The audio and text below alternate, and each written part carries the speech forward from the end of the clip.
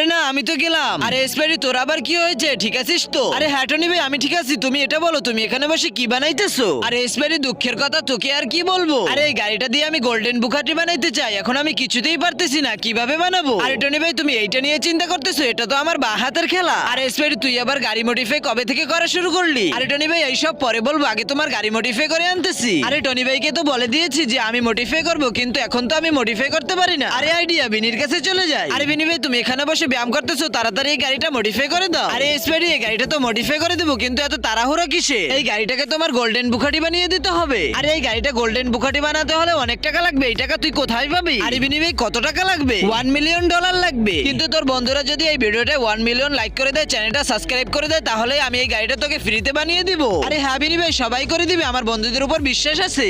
আরে স্পাইডি চলে আয়, দেখ তোর গোল্ডেন বুকাটি রেডি হয়ে গেছে। ওয়াও বিনি ভাই তোমাকে তো অনেক ধন্যবাদ। বন্ধুরা গাড়িটা কেমন হয়েছে?